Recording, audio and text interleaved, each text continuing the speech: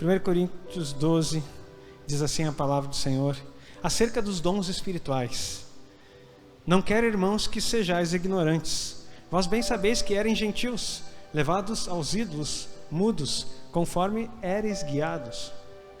Portanto, vos quero fazer compreender que ninguém que fala pelo Espírito de Deus diz, Jesus é anátema, que quer dizer amaldiçoado. E ninguém pode dizer que Jesus é o Senhor se não for pelo Espírito Santo. Ora, há diversidade de dons, mas o Espírito é o mesmo. Eu quero falar aqui, eu vou explicando esse texto, porque depois eu quero chegar num ponto com vocês. Você percebeu que ele está falando a respeito dos dons. O dom é um presente que o Senhor dá através do Espírito que habita em você. A partir do momento que você creu, você recebeu os dons do Senhor. Cabe a você desenvolvê-los e descobri-los. Só que ele começa a dizer que ninguém pelo Espírito Santo pode dizer que Jesus é anátema, mas também pelo mesmo Espírito ninguém, se não for pelo Espírito, ninguém pode dizer que Jesus é o Senhor. Então todo aquele que chega a Jesus, se nós formos lá para João capítulo 16, é Ele, o Espírito de Deus, que nos convence do pecado, da justiça e do juízo. É Ele que nos apresenta ao Senhor. É Ele que nos faz ser o que somos. É pelo Espírito que nós estamos aqui, e é o mesmo Espírito que distribui a todos como Ele bem quer, para que na diversidade dos dons que a igreja recebe, venhamos a formar um corpo. E é isso que o texto está falando aqui. Nós vamos continuar então. Verso 4. Ora, há diversidade de dons, mas o Espírito é o mesmo. E há diversidade de ministérios, mas o Senhor é o mesmo. E há diversidade de operações, mas é o mesmo Deus que opera tudo em todos. Olha que coisa rica aqui. Diversidade de dons, mas é o mesmo Espírito. Há diversidade de ministérios, mas o Senhor é o mesmo. Então, quando se fala em dom, há diversidade de dons, há uma diversidade de presentes, dons que o Senhor distribui, mas o Espírito é o mesmo. Então você começa a aprender que dons são dados pelo Espírito. Há diversidade de ministérios, mas o Senhor é o mesmo. Ministério quer dizer serviço. Todo mundo que serve tem um Senhor. Então quem está servindo, quem tem um ministério, tem um Senhor. Mas o Senhor é o mesmo. Ele começa a falar, e quem é o nosso Senhor? Jesus. Há diversidade de operações, mas é o mesmo Deus que opera tudo em todos. Olha o que ele falou aqui. Deus Espírito Santo, Deus Filho e Deus Pai. Deus Pai, Deus Filho e Deus Espírito Santo. Ou seja, não há distinção. O que está sendo apresentado nos dons, que a maioria de nós, a vida inteira fica buscando, entendendo e querendo alguns, é que não há divisão entre eles. É o mesmo Deus que opera tudo em todos, e essa diversidade apresentada é para a unidade. Dons, serviços, dons, ministérios, vamos na ordem aqui. Dons, ministérios e operações são uma unidade do corpo de Cristo. E só é possível desenvolvermos quando estamos juntos, diga amém. Deus só vai desenvolver isso quando estivermos juntos. Mas a manifestação do Espírito é dada a cada um para o que for útil. Agora, a cada um. Não é coletivo, tudo em todos, mas a cada um é dado para o que for útil. A utilidade que o Senhor quer ter nesse corpo que Ele une, Ele dá a cada um aquilo que é necessário para o que for útil. O que Ele precisa aqui nessa igreja? Ele vai dar a cada um. Diga amém. A cada um Ele vai dar. A diversidade, essa unidade, essa diversidade que nos une, o Espírito vai dar conforme a necessidade que precisamos. Qual é a nossa necessidade hoje? Como igreja. E a nossa conversa vai levar para isso. Qual é a necessidade hoje como igreja? Estamos precisando de discernimento? Sim. Então Ele vai dar, diga amém. Estamos precisando de profecias e direcionamento? Sim. E Ele vai dar, diga amém. Ele vai dar para você, não é para mim. É para o corpo. Porque a diversidade dele, é Ele que opera e da forma para o que for útil. Estamos precisando de curas, milagres, operação de maravilhas. Enfim, o dom que nós precisamos, sabedoria? Sim, estamos precisando. É Ele quem vai nos dar a cada um, conforme a necessidade, para o que for útil.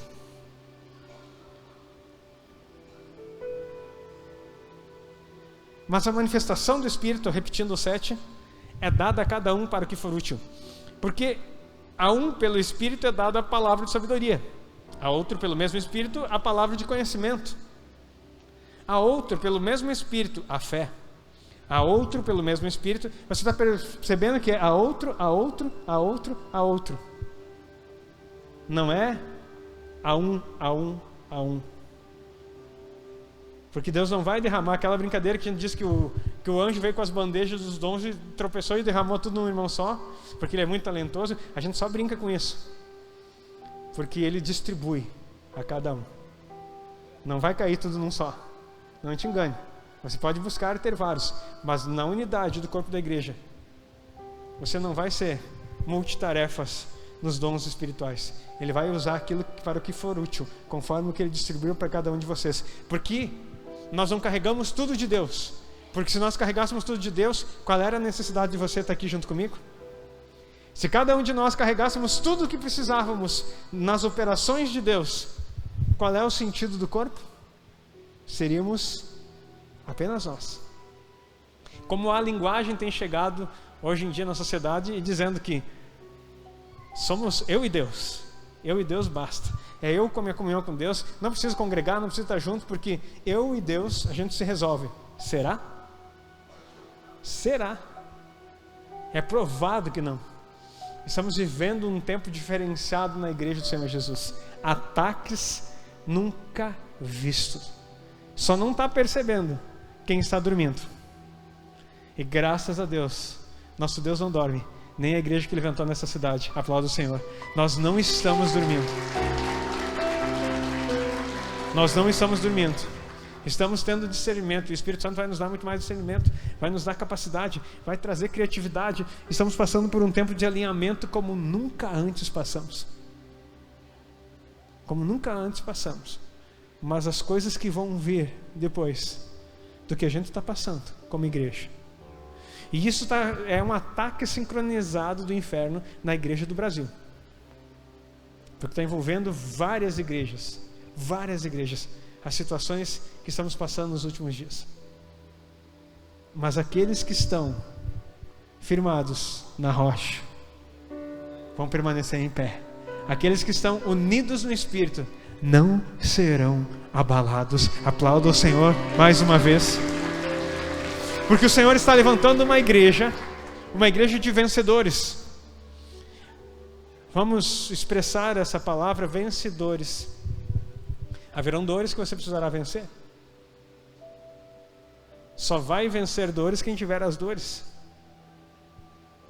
Ser um vencedor é vencer as dores que vão se apresentar. Só que a gente gosta muito da palavra vencedor. É claro que você, etimologicamente, estudar a palavra, eu estou fazendo aqui uma apropriação para dar um exemplo. Vencedor é aquele que vence dores. Estou parafraseando isso. Não estou dizendo que esse é o sentido etimológico da palavra. Mas se você entender um atleta, para que ele possa correr seja corrida qual for, seja 100 metros rasos, seja uma meia maratona, uma maratona que consiste em respectivamente 21 ou 42 quilômetros, ele terá que vencer muitas dores. Dores musculares, dores até nos ossos, devido ao impacto nos tendões, nos ligamentos, para que ele possa chegar no pódio. Não quer dizer que ele, numa maratona, nem sempre o chegar no pódio é o objetivo, mas completá-la. Mas para que você possa vencer essas dores, você precisa passar por elas. Ninguém consegue ser um vencedor sem passar por dores. E aí, é nesse momento em que o Senhor começa a mostrar que a sua graça nos basta, porque o seu poder se aperfeiçoa na nossa fraqueza. O apóstolo Paulo diz: quando sou fraco, aí sou forte. Então é no momento da tua fraqueza que o Senhor precisa se mostrar forte. É no momento da tua fraqueza que você precisa identificar que Ele é com você, independente da circunstância ou da situação que você está vivendo. Fácil? Jamais. Impossível? Também não é. Porque para o nosso Deus, a palavra nos diz: tudo é possível. E se nós estamos com Ele, nós vamos passar por todas as situações e venceremos todas as dores em nome de Jesus, porque Ele venceu e nos tornou mais do que vencedores. Em nome de Jesus.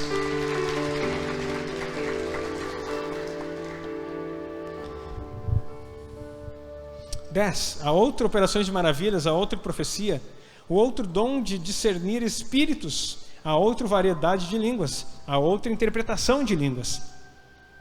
Mas um só e o mesmo Espírito opera todas as coisas, repartindo particularmente a cada um como quer. Porque assim como o corpo é um, e tem muitos membros, e todos os membros deste um corpo, sendo muitos, são um só corpo. Parece meio filosófico e confuso. Vamos ler de novo? Porque assim como o corpo é um, e tem muitos membros, e todos os membros deste um corpo, sendo muitos, são um só corpo, assim é Cristo também. Isso se chama economia de Deus.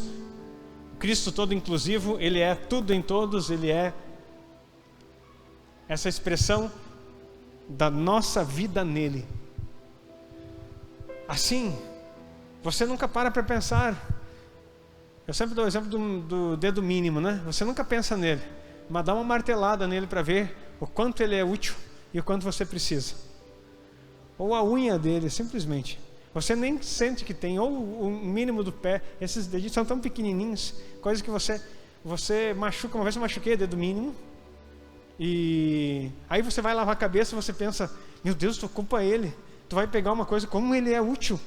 E daí parece que não é. E daí qualquer dedo que tu machucar, parece que na unidade nem tem serventia. Não é percebido. E eu quero dizer para você, se no meio do corpo, em algum momento, você se sente não percebido, queridos, engano total. O Deus que criou o corpo, o Cristo a qual pertencemos, esse corpo, sabe exatamente a necessidade de você estar conectado, funcionando e ajustado nele. Porque cada detalhezinho faz parte do todo, para que a engrenagem, vamos usar essa expressão, possa funcionar de forma correta. Então não há ninguém menos importante. É um sincronismo total, porque tudo que Deus fez é perfeito e formoso. E isso se ajusta. Mas continuamos aqui então. 13. Pois todos nós somos batizados em um Espírito, formando um corpo. Todos somos batizados em um Espírito. Ou seja, nos inserimos num Espírito. E olha que coisa linda. Quer judeus, quer gregos, quer servos, quer livres. Todos temos bebido de um Espírito. Ou seja, não se trata da igreja, aquela igreja que por tanto tempo defendemos com denominações, mas está falando da igreja do Senhor. É aquela que é batizada em só, que tem um só batismo. E quando se fala um só batismo, não é o batismo nas águas, é o mergulhar na vida de Deus, é o mergulhar no Espírito de Deus, é estar inserido em Cristo. Se alguém está em Cristo, nova criatura é. As coisas velhas já passaram, eis que tudo se fez novo. 2 Coríntios 5,17. Ou seja, o fato, a igreja do Senhor Jesus não é a igreja XYZ. A igreja do Senhor Jesus é todos aqueles que estão nele, inseridos nele, mergulhados no seu Espírito, conectados no seu corpo. Fora do corpo de Cristo não há igreja. Tu pode até reunir pessoas, mas se eles não estão em Cristo, não há igreja. Porque também o corpo não é um só membro, mas muitos. Se o pé disser, porque não sou mão, não sou do corpo, não será por isso do corpo? E se a orelha disser, porque não sou o olho, não sou do corpo, não será por isso do corpo? Se todo o corpo fosse olho, onde estaria o ouvido? Se todo fosse ouvido, onde estaria o olfato? Mas agora Deus colocou os membros no corpo, cada um deles como quis. E se todos fossem um só membro, onde estaria o corpo? Assim, pois, há muitos membros, mas um corpo. E o olho não pode dizer à mão, não tenho necessidade de ti, nem ainda a cabeça aos pés, não tenho necessidade de vós. Antes, os membros do corpo, que parecem ser os mais fracos, são muito mais necessários. E os que reputamos serem menos honrosos no corpo, a esses honramos muito mais. E aos que em nós são menos decorosos, damos muito mais honra. Porque os que em nós são mais nobres não têm necessidade disso. Mas Deus assim o formou o corpo, dando muito mais honra ao que tinha falta dela. Para que não haja divisão no corpo, mas antes tenham os membros igual cuidado uns dos outros.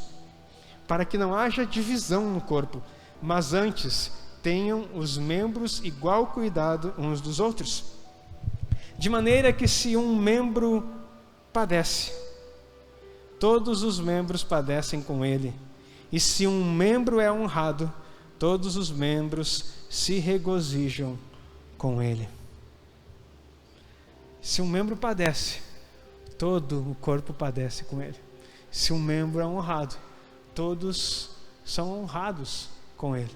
Essa é a unidade da igreja. No momento da honra queremos participar, no momento de padecer não queremos estar. Muitas vezes essa é a nossa natureza. Essa é a natureza do ser humano. Mas aqueles que são inseridos no corpo, eles compreendem que seja na honra ou no padecer, somos um no Senhor, diga amém. E é esse o nosso desejo como igreja de avançar. Ora, vós sois corpo de Cristo, e seus membros em particular. E um após Deus na igreja, primeiramente apóstolos, em segundo lugar profetas, em terceiro doutores, depois milagres, depois dons de curar, socorros, governos, variedade de língua. Porventura são todos apóstolos? São todos profetas? São todos doutores? São todos operadores de milagres? Têm todos o dom de curar? Falam todas diversas línguas? Interpretam-nas todos? Portanto, procurai com zelo os melhores dons, e eu vos mostrarei um caminho mais excelente. Procurai com zelo os melhores dons, e eu te mostrarei um caminho mais excelente. Então ele muda um assunto aqui, e parece na nossa Bíblia está dividido para um capítulo, mas o assunto é o mesmo. Então o apóstolo Paulo entra no caminho mais excelente. O caminho mais excelente não se trata de ministérios, de dons, ministérios ou operações. Vou repetir. O caminho mais excelente não se refere a dons, ministérios ou operações. Porque dons é o Espírito que dá. O que nós ganhamos com isso? O que temos com isso? Ganhamos um presente. Ministérios é o Senhor que chama. Tem um Senhor para servir. Os dons é o Espírito que dá. Os ministérios têm um Senhor para servirmos. Ministério é serviço. E Ele nos chama. Agora Deus dá as operações no corpo da forma que lhe agrada e como Ele quer. Agora, o caminho mais excelente não depende de um presente, não depende de um serviço e não depende de uma operação. O caminho mais excelente é o caminho que no momento em que você foi alcançado, você foi revestido e coberto dele. Capítulo 13, a gente usa em casamento, usa em tudo que é coisa, mas a gente esquece que o capítulo 13 está acima dos dons. O capítulo 13 está falando de quem é Deus na sua vida e quem nós somos em Deus. Ainda que eu falasse a língua dos homens e dos anjos e não tivesse amor, seria como um metal que soa ou como um sino que tine. Ainda que tivesse o dom de profecia e conhecesse todos os mistérios e todo o conhecimento, e ainda que tivesse toda a fé, de maneira tal que transportasse os montes e não tivesse amor, nada seria. E ainda que distribuísse toda a minha fortuna para o sustento dos pobres, preste atenção, ainda que eu distribuísse toda a minha fortuna para o sustento dos pobres, e ainda que entregasse o meu corpo para ser queimado, e não tivesse amor, nada disso me aproveitaria. O amor é sofredor, o amor é benigno, o amor não é invejoso, o amor não trata com leviandade, não se ensoberbece, não se porta com indecência, não busca seus interesses, não se irrita, não suspeita mal, não folga com a injustiça. Eu não sei se já leu esse texto, eu não sei se eu estou vivendo uns dias que eu preciso entender coisas melhores, mais profundas, mas a palavra não é exortativa, a palavra aqui é de regozijo, porque nessa semana, queridos, eu quero dizer uma coisa para vocês, já me bateram muito nessa cidade, nesses 11 anos que eu estou aqui, já apanhei demais, já falaram tanta coisa de mim, mas nessa semana, eu fui abraçado com amor, que não vem de vocês, mas que é da vida de Deus na igreja. E aquele que um dia disser para mim, na minha frente, que essa igreja não tem amor, comprou briga comigo, querido, porque eu vejo o amor de Deus na vida de vocês, fluindo, brotando, transbordando, porque a vida de Deus está em você. Sabe por quê? Eu vou ler de novo para você entender. O amor é sofredor, é benigno, o amor não é invejoso. Quem ama não tem inveja. E quem é o amor? O amor que a sociedade fala, o amor que eu me esforço para ter, o amor como fruto do Espírito, é fruto do Espírito, nós estamos falando do Espírito, sim. Amor, gozo, paz, longanimidade, benignidade, bondade, mansidão, paciência, domínio próprio. Contra essas coisas não há lei. Enfim, mas eu estou falando aqui do amor que não está em você pelas suas qualidades, ou porque você hoje eu vou acordar mais amoroso, hoje eu estou decidindo ser mais amoroso. Não vem de você. Deus é amor, a Bíblia fala, e porque aquilo que Ele é se fez carne.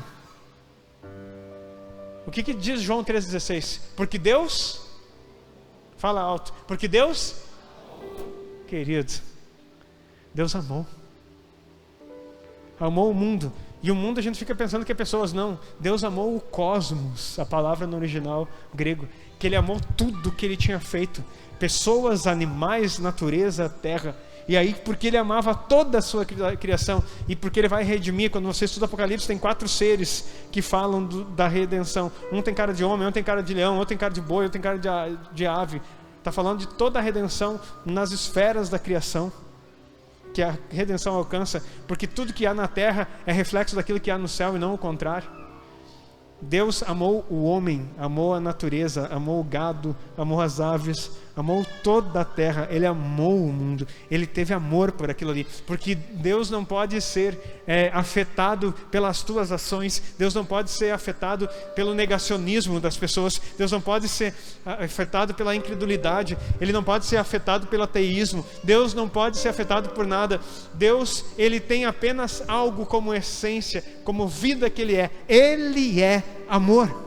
Não, pastor, mas o Deus do Antigo Testamento é diferente, Ele era um pouco cruel, Ele mandava matar as pessoas, Ele nunca mandou matar pessoas. Tá, mas e o dilúvio? Não foi a aniquilação de pessoas, foi a aniquilação da semente do mal que havia entrado no mundo, do hibridismo, da forma demoníaca de viver, a semente do maligno, que foi dito lá no capítulo 3 de Gênesis, que a mulher teria uma semente e que a semente da serpente perseguiria a semente da mulher por todo o tempo. Quando fala semente na Bíblia, está falando de geração, ou seja, Satanás tem uma geração que ele implantou na terra, que se misturou com os seres humanos e vai ter até o final na vinda do Senhor Jesus, lá em Apocalipse, que ele vai pisar o lagar da ira de Deus. A mulher tem uma geração, que é a geração que veio Cristo, a semente da mulher, e todos que são de Cristo estarão com Ele, diga amém. Então, quando Deus mandou algo ser feito, é porque não havia possibilidade de arrependimento, não porque Ele era mau, mas porque Ele amou aqueles que eram da sua semente. Aquele que é contrário a Ele, aquele que é inimigo de Deus, não pode ser amado, porque Deus é amor, mas Ele também é justiça. Agora, para nós, seus filhos, a sua justiça está na sua disciplina, e não no seu castigo ou no seu juízo. Anota isso. A justiça de Deus sobre nossos filhos não é juízo, é disciplina. O pai corrige, Deus corrige o filho como o pai corrige um filho que ama. Ele corrige com vara, ele nos corrige. Mas agora não há juízo. Porque a partir do momento em que Cristo veio, se fez carne, por esse amor, Ele amou o mundo e deu o seu Filho unigênito, para que todo aquele que nele crê não pereça, mas tenha vida eterna. A partir do momento que Cristo se fez carne, se fez homem, se entregou, se deu por amor, nenhuma condenação há para os que estão em Cristo Jesus, Romanos 8:1. Que não andam mais segundo a carne, mas segundo o Espírito. Esse Espírito que forma o corpo, esse Espírito que nos faz igreja, esse Espírito que ministra em nós, esse Espírito que manifesta o amor do Pai em nós. Não temos mais a possibilidade de sermos afetados por juízos, porque agora nós somos filhos, e filhos podem ser até disciplinados com vara, mas eles continuam sendo amados. Agora os inimigos de Deus passam pelo juízo, porque são inimigos. Nós já fomos julgados, sabe onde? Lá na cruz do Calvário, em Cristo Jesus. Ele levou sobre si as nossas transgressões. O castigo que nos trouxe a paz estava sobre Ele, e pelas suas pisaduras somos sarados. Aquilo que precisava ser feito pela humanidade, Cristo levou nas suas costas. Venceu, e através da sua ressurreição nos deu vida, estando nós mortos em nossos delitos e pecados. Ele nos amou, Ele nos chamou, Ele nos manifestou. Deus é amor, e você não pode contrariar isso. Só que não é um amor inconsequente, não é um amor para toda a humanidade. Deus ama o mundo, e por isso Ele deu o seu Filho. E agora, a partir do momento em que Ele entregou Jesus, para que você se aproxime desse amor, você precisa receber o presente que Ele te deu. Estamos falando sobre dons. Cristo é o dom de Deus na terra. Se você rejeitar, você está rejeitando o melhor presente. Se você se apropriar, você não simplesmente recebe-o, como você é inserido nele. E a partir desse tempo, você se torna então filho e participante das coisas de Deus. E esse amor de Deus em você, ele, como eu estava dizendo, não pode ser afetado por nada que você venha dizer. Se você ofender, é como se fosse essa madeira, esse palco aqui. Se eu bater com a minha mão, o som é de madeira. Se eu bater com um cajado, qual é o som? Madeira. Se eu bater com vidro, som de? Se eu bater com o meu calçado, som de? Se eu bater com um pedestal, que som está saindo? Não importa como você bata, o som sempre vai ser de madeira. Não importa o que você faça, a resposta de Deus sempre vai ser amor, porque Ele é, e ninguém pode mudar a essência daquilo que você é. O teu comportamento vai trazer resultados negativos para você, mas não, Deus não muda por causa da forma como você interpreta, conforme você julga, conforme você vive. Ele continua sendo e sempre será amor. Aplauda o Senhor. E aquele que vive nele e que diz estar com Ele, sabe qual é o som que produz? Eu vou perguntar de novo. Sabe qual é o som que produz? Fala mais alto, igreja. Sabe qual é o som que produz? Então, queridos, se te baterem com ferro, madeira, com calçado, com o que for, sabe qual é o som que vai sair de você? Se a vida de Deus está em você, amor. Se você sofrer,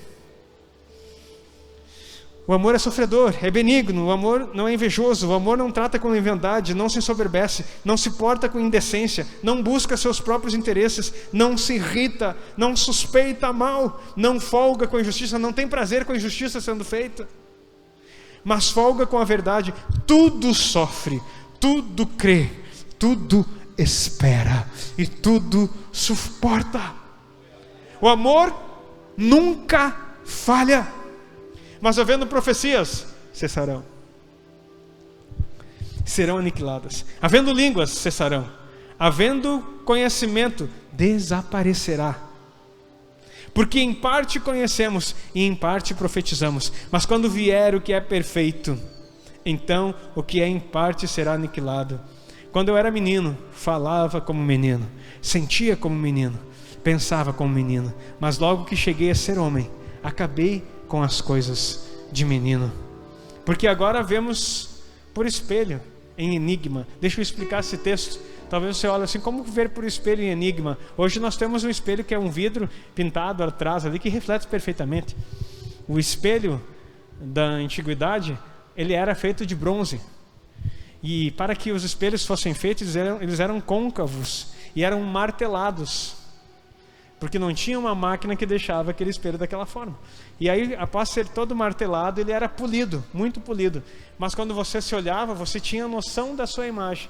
A imagem perfeita era refletida numa fonte, numa água muito cristalina. Você conseguia, se não tivesse ondulações, se ver como você era. Mas nos espelhos da época, ele dava aquele semblante de como você era.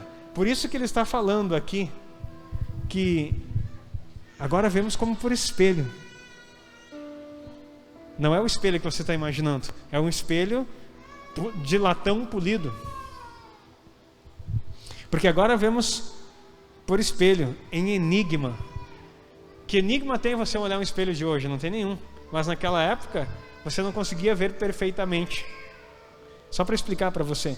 Mas então veremos face a face. Agora conheço em parte, mas então conhecerei como também sou conhecido. Agora, pois, permanecem a fé, a esperança e o amor. Estes três. Mas o maior destes é o amor.